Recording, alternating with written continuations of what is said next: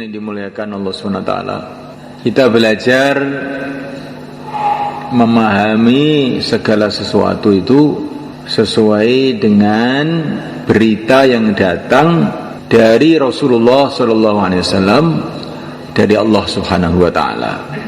Kebanyakan manusia ini memahami apa-apa itu sesuai dengan berita orang. Kalau anak-anak pelajar itu kamu tanya, kenapa kamu sekolah? Katanya, nah gitu. Katanya orang-orang kalau dapat ijazah itu nanti jadi kaya. Katanya orang. Kenapa kamu pergi ke Jepang? Katanya kerja di sana itu gajinya sebulan 10 juta. Katanya siapa? Katanya orang-orang. Kenapa kamu ke Korea? Katanya orang-orang. Pokoknya orang itu sekarang itu berpikir itu menurut katanya orang-orang. Sedangkan katanya orang-orang itu, katanya ada yang benar, ada yang tidak benar. Katanya orang kerja di Jepang gajinya 10 juta, kelihatannya rizkinya tambah, belum tentu. Ini ada teman di sini kerja di Arab, di Marot, gajinya setiap bulan 6 juta. Mulai dia dapat gaji, mulai mertuanya di rumah sakit, sembuh ganti istrinya, sembuh lagi ganti anaknya. Akhirnya pulang 2 tahun dari Imarat, tidak bawa uang sama sekali, uangnya habis untuk ngobatin keluarganya. Sekarang dia kerja di Temboro, gajinya 600.000, tapi keluarganya sehat semua, 600.000, akhirnya utuh. Ini kelihatannya bicara duit nih, tapi ini sebenarnya bicara iman. Jangan orang itu yakin kepada benda-benda. Benda itu bisa jadi gini, bisa jadi gitu, bisa jadi menguntungkan, bisa merugikan.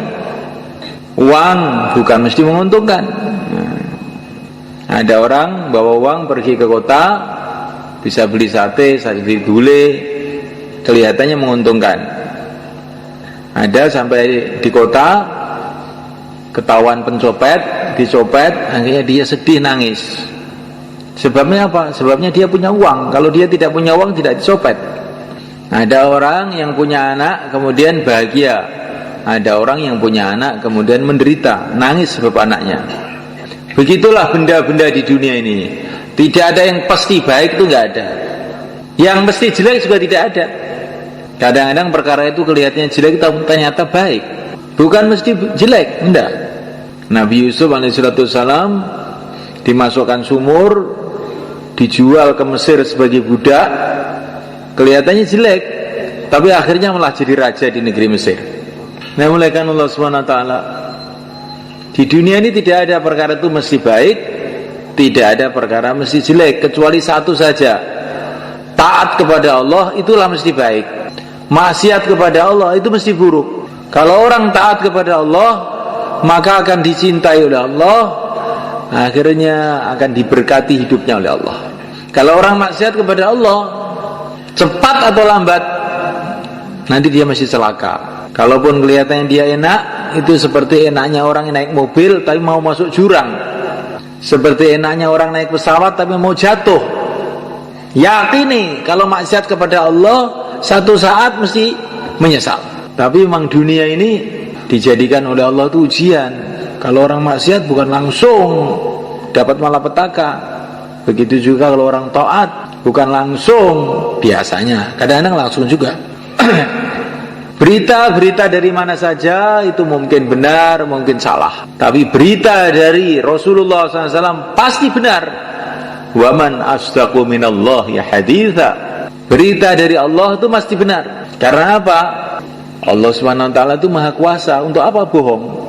Orang bohong itu janji bohong itu karena apa? Karena dia tidak bisa menunaikan. Besok kamu saya kasih uang, ternyata besok saya nggak punya uang, akhirnya bohong saya.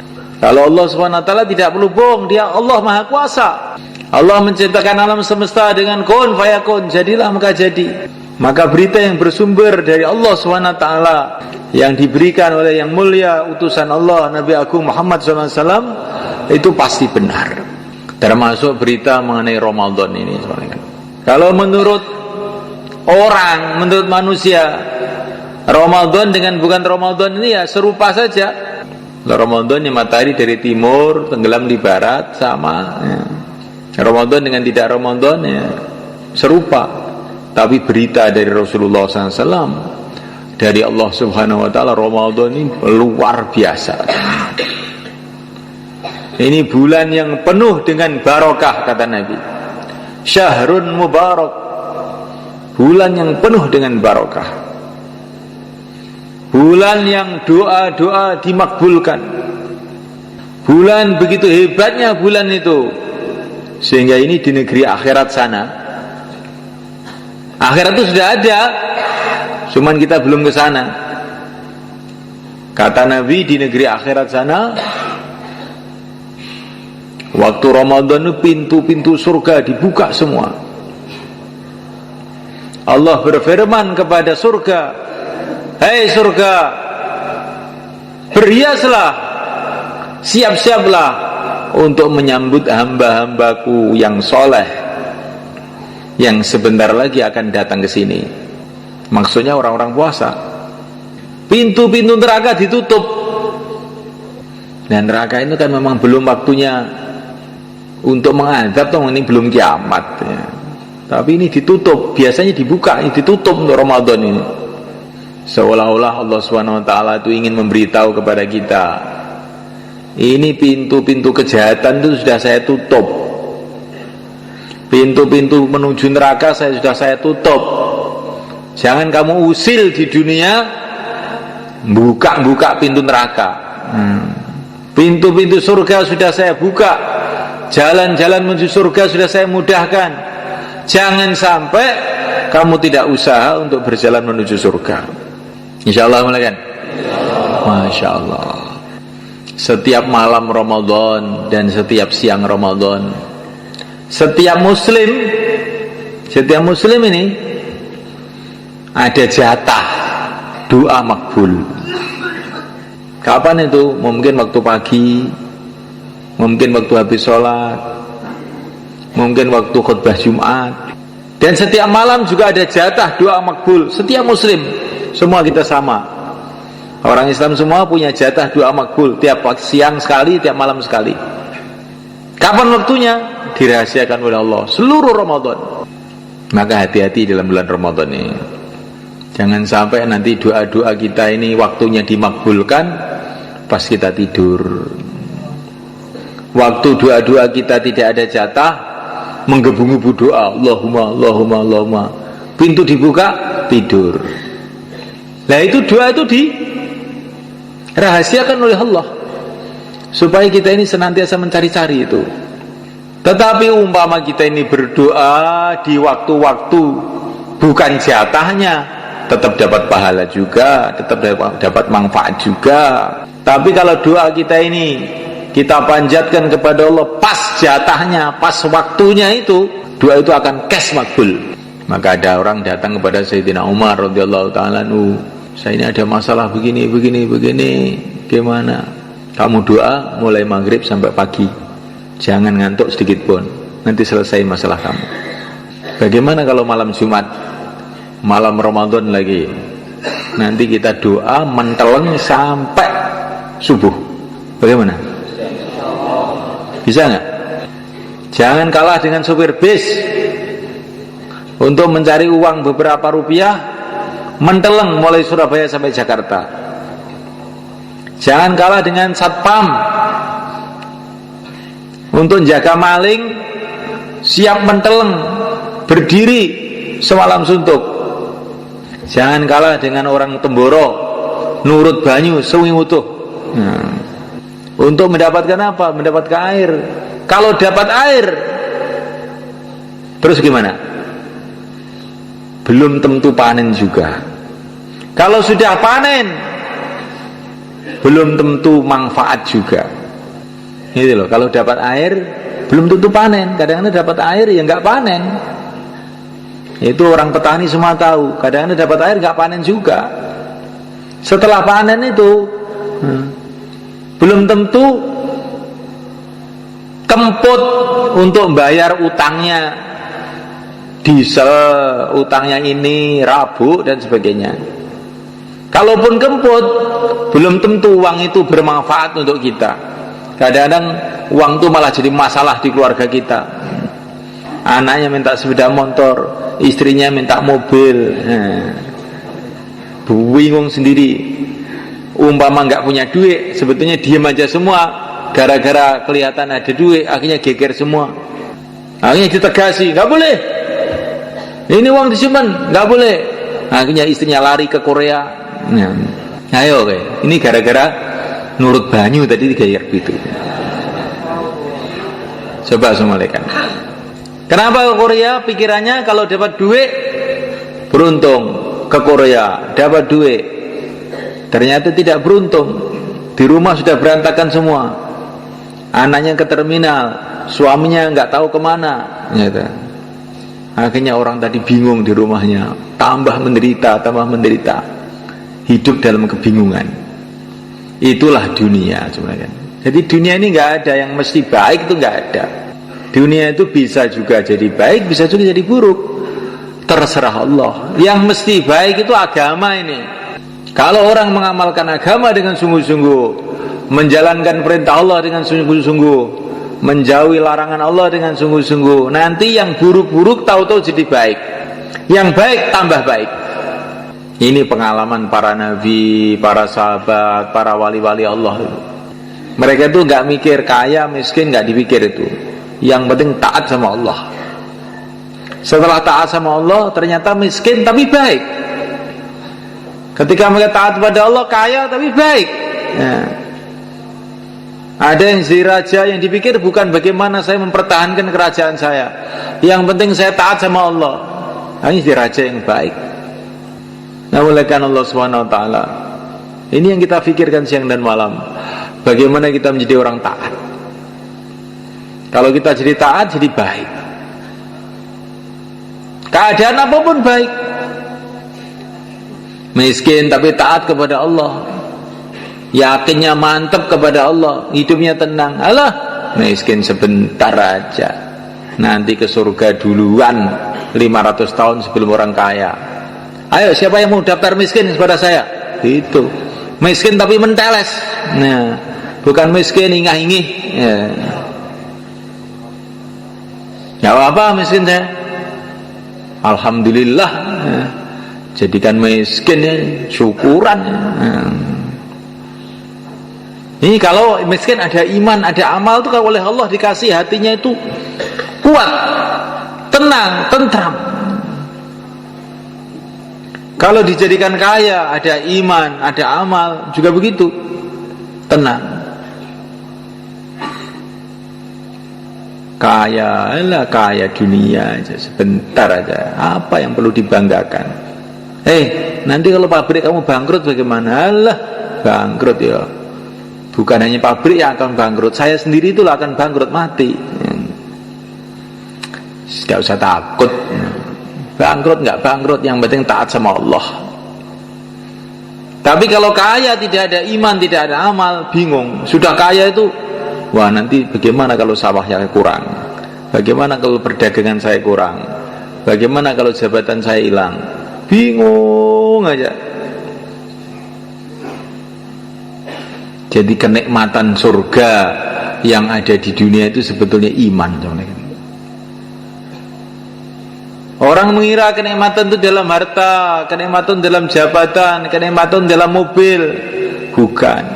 Kenikmatan kalau iman itu tertanam betul dalam hati, itulah kenikmatan hidup. Tidak ada kenikmatan selain itu. Maka Sayyidina Ibrahim bin Adham radhiyallahu ta'ala anhu, ini anak raja di Balkha sana di Persia. Beliau jalan kaki menuju Makkah. Ketika mau jalan kaki, setan itu datang membisikkan ke hati dia. Persia Mekah ini jauh loh, kamu jalan kaki ya, berapa tahun nanti. Maka dia tersentak, astagfirullah, setan. Orang mau kebaikan dihalang-halangi. Demi Allah, saya akan terus berjalan ke Mekah, dan saya bersumpah setiap 1 kilo akan sholat 1000 rakaat. Terus berjalan, setiap 1 kilo sholat 1000 rakaat. Sampai di Mekah itu 12 tahun. Jalan di Mekah kan, dari Persia ke Mekah itu 12 tahun. Akhirnya jadi wali. Itu ciri khas wali itu kalau ditakut-takuti setan malah dadi. Oh, kamu ke Mekah nggak takut nanti? Nah, tidak takut. Setiap 1 kilo 1000 rakaat. Kalau mau jadi wali begitu. Kalau ditakut-takuti setan, tambah dadi. Sayyidina Umar radhiyallahu ta'ala anhu, ketika beliau jadi Amirul Mukminin, maka beliau ini sedang memperbaiki Masjidil Haram. Maka ini Abu Sufyan yang dulu rajanya Mekah lah, ringkasnya itu, disuruh sama Sayyidina Umar, Abu Sufyan, ambil batu sana, ayo, roan. Nah, maka Abu Sufyan itu pun ngangkat batu. Tokoh-tokoh Mekah semua ngangkat batu, roan semua. Maka setan datang ke hati beliau ini. Hebat betul kamu, Abu Sufyan. Ya. Kamu jadikan kayak anak kecil aja suruh ngangkat batu. Siapa lebih hebat dari kamu, Umar? Ya. Langsung Sayyidina Umar, astagfirullah, setan nih. Langsung beliau itu sujud di lumpur, sujud di situ. Ya, biar kapok ini setannya. Oleh setan suruh sombong, sujud bertawadhu. Jadi begitu orang-orang soleh-soleh dulu itu. Kalau dibisiki setan keburukan, dia berbuat sebaliknya. Maka dikatakan para ulama, setan itu tidak berani datang kepada Sayyidina Umar. Karena setiap dia membisikkan keburukan, Sayyidina Umar itu berbuat sebaliknya. Kok setan datang, kamu tidur, langsung malah bangun nggak tidur. Kamu sombong-sombong malah tawadhu, jungkel, sujud di lumpur. Kalau setan datang, kamu jangan sedekah, kamu masih banyak keperluan. Nanti Sayyidina Umar dikeluarkan semua uangnya, sedekah. Jangan puasa, ini panas ini, malah puasa. Itu wataknya Sayyidina Umar. Apa saja bisikan setan, beliau berbuat sebaliknya. Akhirnya setan nggak berani. Nanti kalau saya bisiki lagi malah tambah dadi nanti ini. Ya, kita belajar begitu. Insyaallah mulai kan.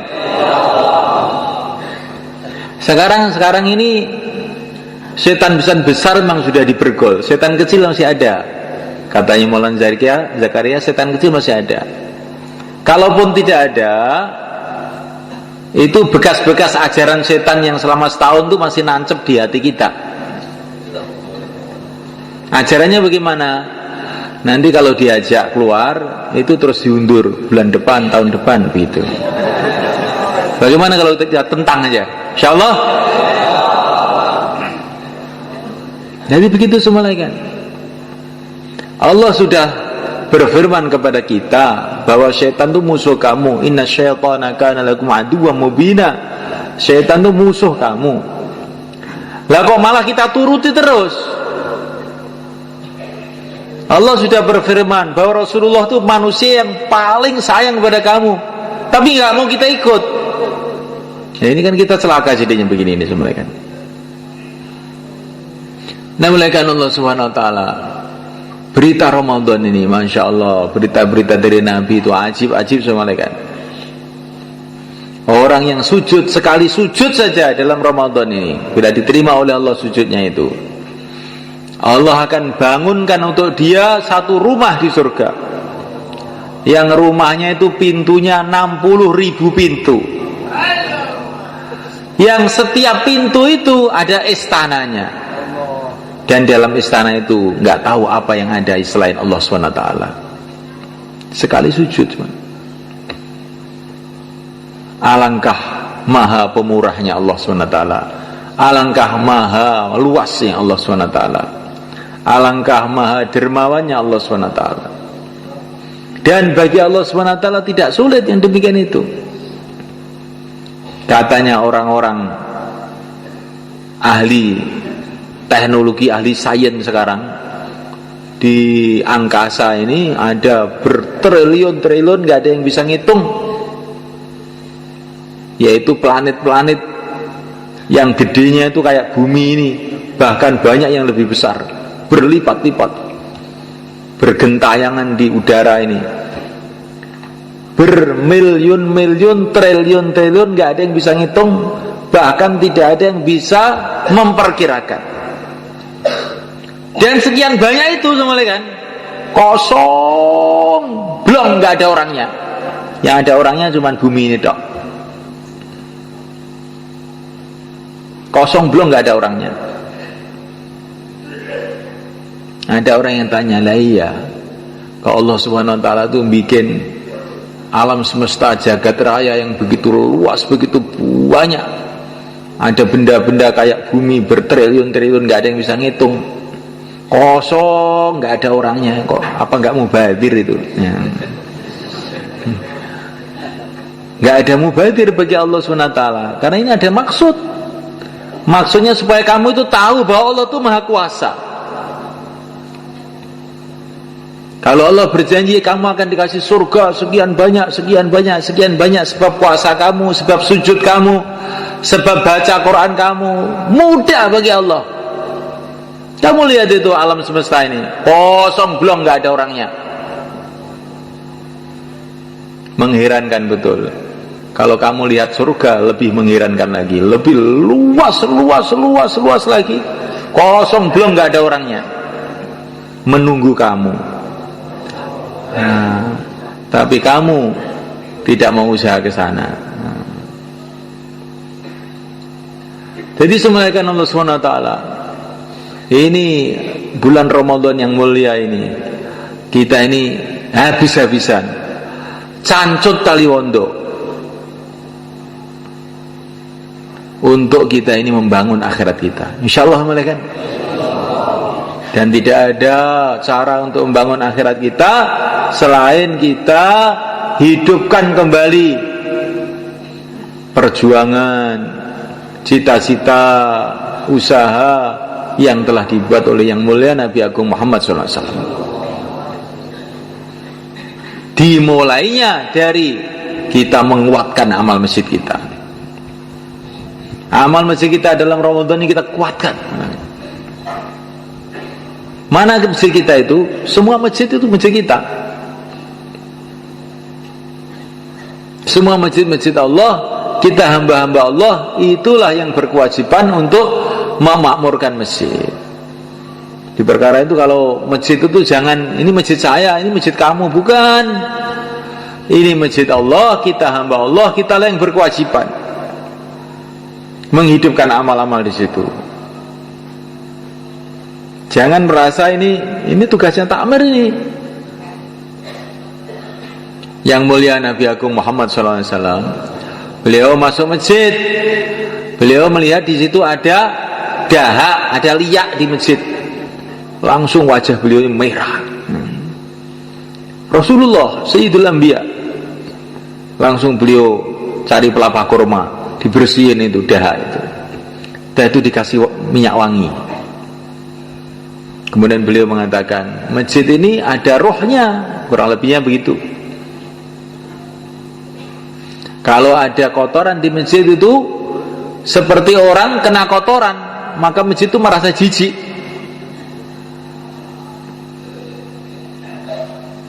Masya Allah. Maka kita ini harus menganggap diri kita ini, meyakini kita ini hamba Allah, masjid Allah, kita yang berkhidmat masjid, kita yang membersihkan, kita pula yang memakmurkan. InsyaAllah malaikat makmurkan masjid kita dengan amalan Rasulullah SAW, makmurkan dengan dakwah, sehingga masjid kita nanti akan jadi asbab hidayah untuk banyak orang yang Allah kehendaki. Ada masjid Rasulullah SAW di Madinah Al-Munawwarah. Masjidnya sangat sederhana, kan. Tiangnya dari gelugu kurma, lantainya dari tanah, Atapnya dari daun-daun kurma. Kalau hujan pada bocor. Gak ada lampu di masjid itu. Tetapi masjid ini telah jadi asbab negara-negara masuk Islam, raja-raja masuk Islam, bangsa-bangsa masuk Islam. Hati-hati yang gelap telah menjadi terang benderang gara-gara masjid Madinah ini. Semoga begitulah masjid kita semuanya. Karena nilai masjid itu bukan menurut bangunannya, nilai masjid itu menurut orangnya. Itu Ka'bah, jadi masjid yang sangat istimewa. Barang siapa yang sholat di sana, pahalanya 100.000 kali sholat. Kenapa? Di antara sebabnya, karena itu masjidnya para nabi. Mulai mbah Nabi Adam sampai Nabi terakhir yang mulia Nabi Agung Muhammad SAW pernah beribadah di sana. Yang bangun Nabi Ibrahim, kulinya Nabi Ismail, kulinya itu loh Nabi. Makanya masjidnya jadi istimewa. Di masjid itu bukan istimewanya kalau lantainya keramik atau marmer, bukan itu. Yang di masjid itu siapa? Walaupun masjid itu sederhana, tapi yang di masjid itu Sayyidina Abu Bakar Siddiq radhiyallahu ta'ala anhu, Sayyidina Umar radhiyallahu ta'ala anhu. Maka ini masjid paling istimewa di dunia. Itulah Masjid Madinah Al-Munawwarah. Orang-orang kafir, orang-orang kafir masuk Masjid Nabawi, berubah pikirannya, berubah hatinya, sehingga orang-orang kafir jadi wali-wali Allah. Sekarang masjid kita ini sudah gede, alhamdulillah. Ini masjid ini lebih gede dari Masjid Nabawi pada zaman Nabi.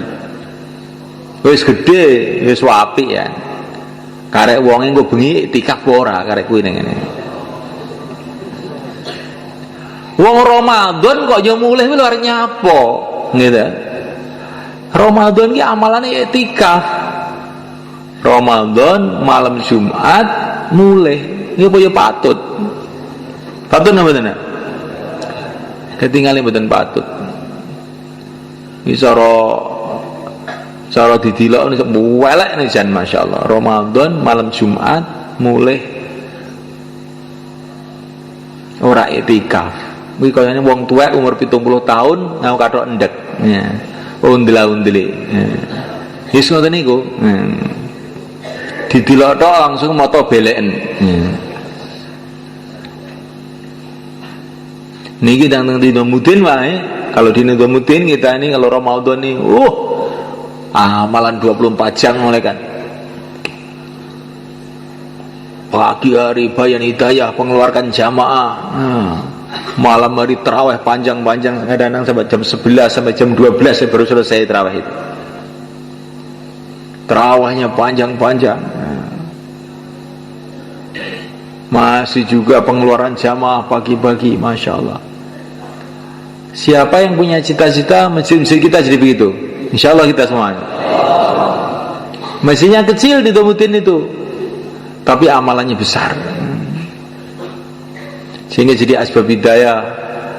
Hidupnya agama di London, hidupnya agama di Rusia. Kemarin saya baru dapat cerita jamaah yang dikirim ke Rusia. Jamaah Malaysia kemarin datang ke sini. Bagaimana dia masuk di hutan-hutan Rusia itu, musim salju, musim dingin, masuk ke kampung, terus membuat pertemuan habis ngisya. Dia mengira di kampung seperti ini mana ada orang mau datang. Musim dingin lagi, es di mana-mana es. Nggak ada listrik lagi kampung itu, gelap. Tapi dia elan, jauhlah, pagi hari, sore hari jauhlah, nanti malam habis isya ada pertemuan. Setelah habis isya tahu-tahu loh, ada apa ini? Ternyata orang-orang pada datang tuh naik kuda mereka. Orang Rusia itu naik kuda datang itu. Ada yang naik keledai. Masjid itu penuh, ada 500 orang ikut pertemuan itu. Ini bukan istimewa, pertemuan jamaah gerak begitu itu.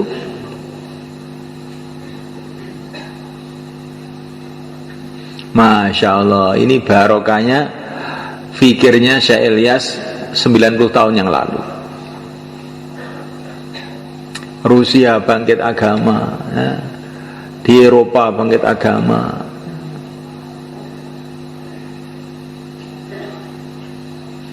di Amerika bangkit agama, di Temboro bangkit agama, di Sumberjo bangkit agama.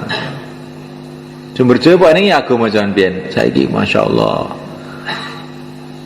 udah nggo serban ngapal nih Quran ya. Disemelekan Allah SWT. Alangkah indahnya hidup beberapa hari ini, 60 tahun 70 tahun, terus kita ini hidup jadi asbab hidayah untuk banyak orang. Maka dakwah kita hidup, kita kuatkan waktu Ramadan ini semelekan. Bentuk jamaah-jamaah sebanyak-banyaknya. Kefahaman bahwa Ramadan itu adalah bulan di rumah, itu harus kita buang jauh-jauh. Rasulullah pergi ke Badar waktu Ramadan. Rasulullah Fathu Makkah, penaklukan Mekah waktu Ramadan.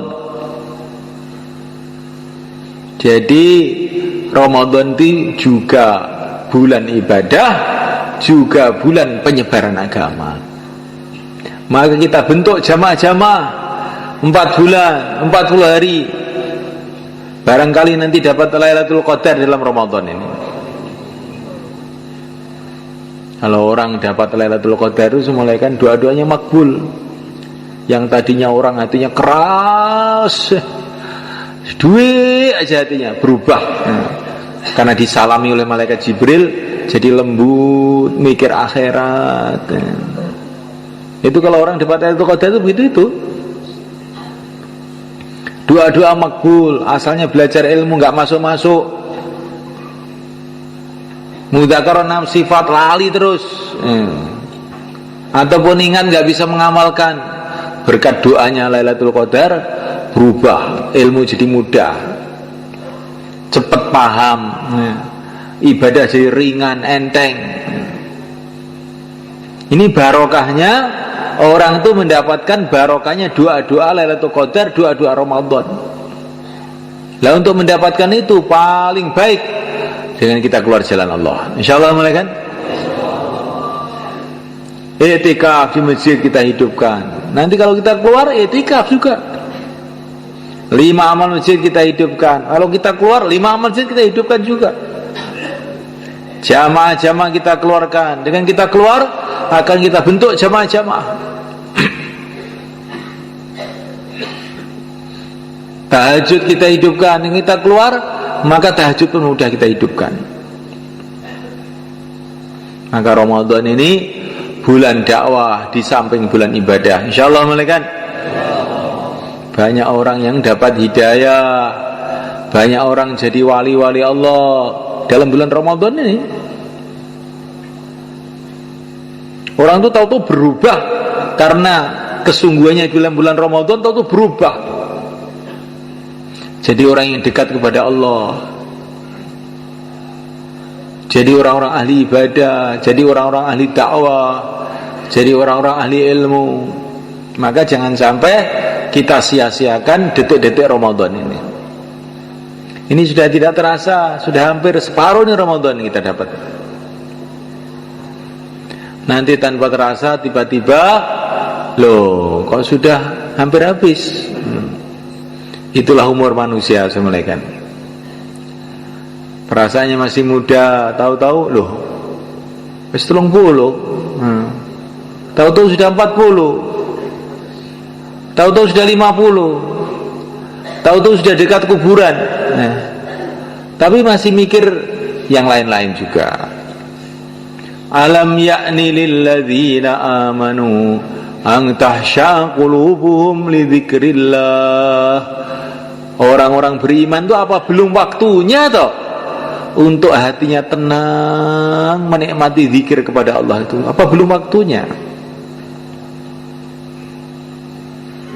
40 tahun di dunia, 50 tahun di dunia, belum pernah merasakan nikmatnya zikrullah, belum pernah berhubungan yang sungguh-sungguh dengan Allah, belum pernah nangis pada waktu malam, ya.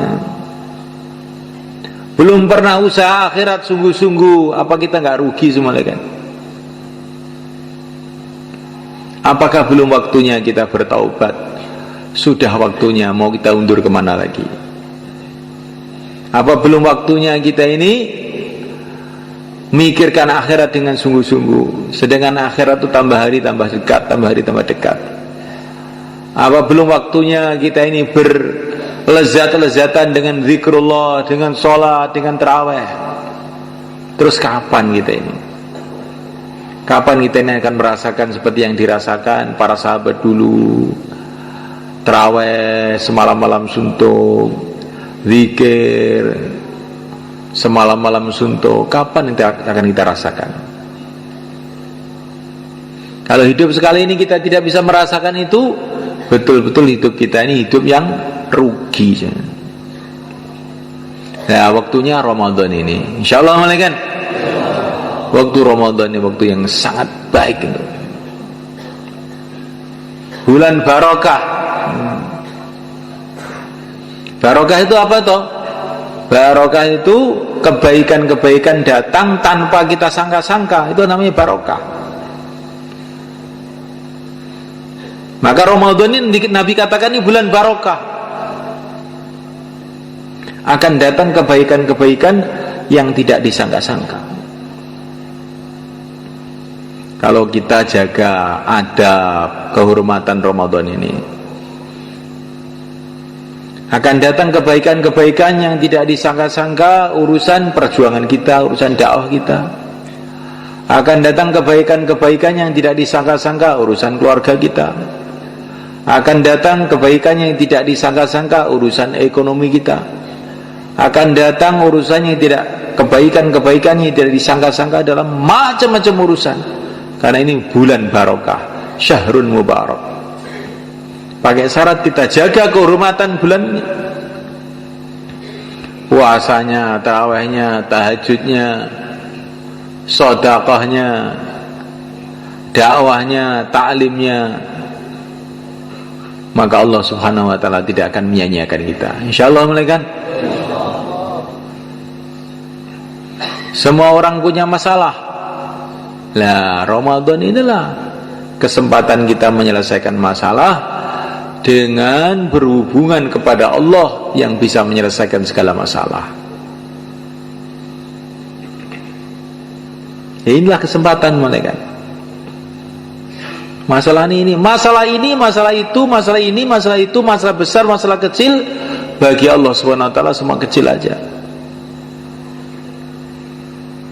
Dan Allah pun untuk menyelesaikan masalah kita ini punya sejuta cara, triliun-triliun cara, nggak ada batas yang tidak kita kira-kira. Sayyidina Ali radhiyallahu ta'ala anhu satu hari melihat istrinya Sayyidah Fatimah radhiyallahu ta'ala anha, putri Nabi, sedang sakit.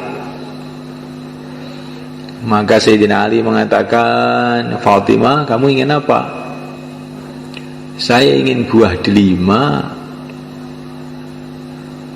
Maka Sayyidina Ali pun pergi ke pasar, uangnya cuma cukup untuk beli delima satu aja.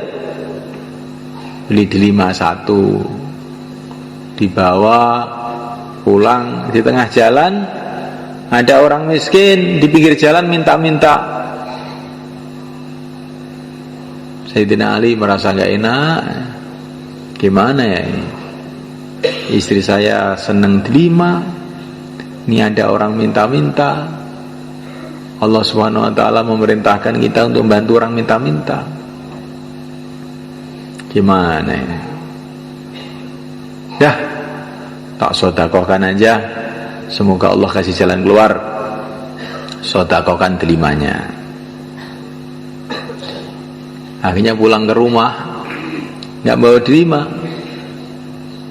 Tapi tiba-tiba Siti Fatimah bilang, ya Ali, gak usah beli delima ya, gak usah beli delima. Loh kenapa?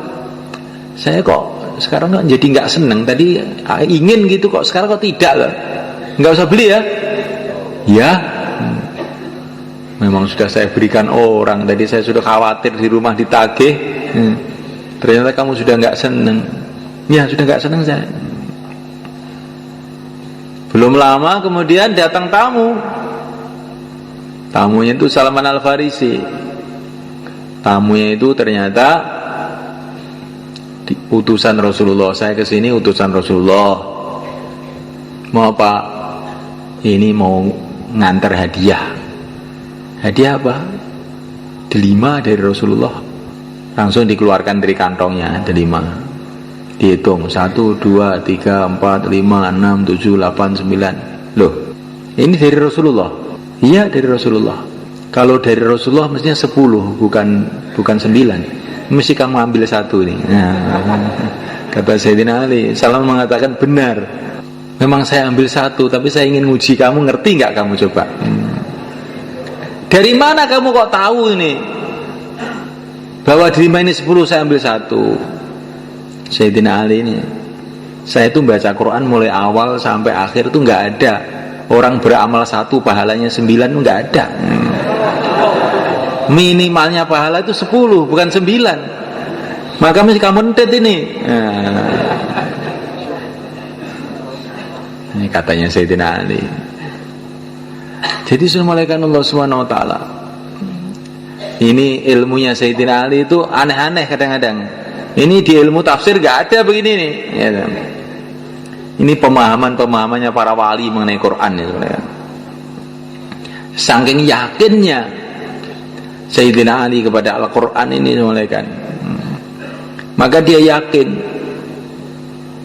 bahwa apa yang dia buat mesti dibalas oleh Allah. Dan kalau ini dari Rasulullah, mesti Rasulullah itu mesti kasih ilham oleh Allah. Nggak mungkin itu ngawur, itu Rasulullah nggak mungkin.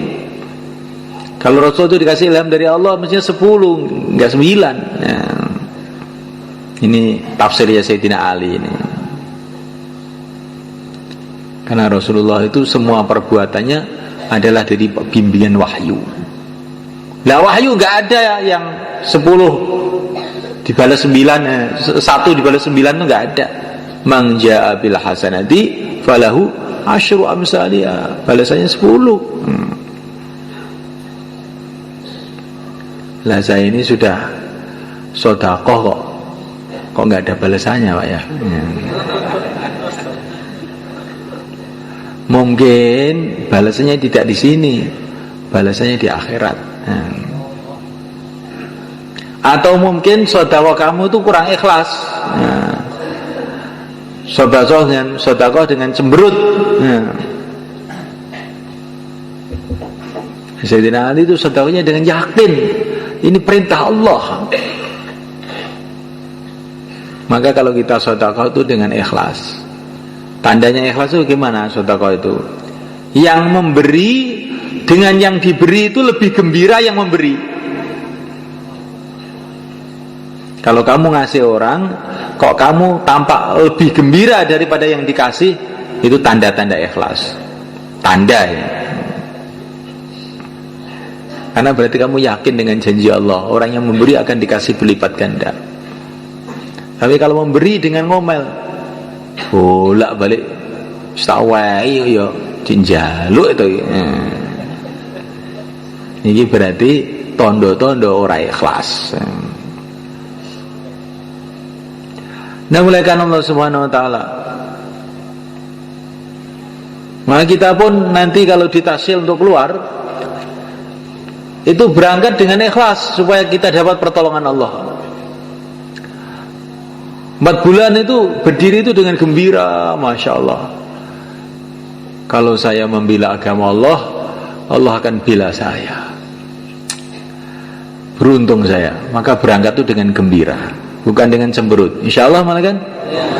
Maka yang mau keluar 4 bulan, 40 hari tambah masa, sisa masa, silakan berdiri ke selatan. Monggo, dengan gembira berangkat. Nah, bismillah, monggo. 4 bulan 40 hari Ramadan. Monggo. Termasuk yang 10 hari juga. Yang mau keluar 10 hari, monggo. Nah, silakan ke sana. Monggo sing badhe sedasa dinten niki 10 hari Ramadan. Monggo. Sing biasane 3 dina, niki nek Ramadan iki 10 dina. Monggo.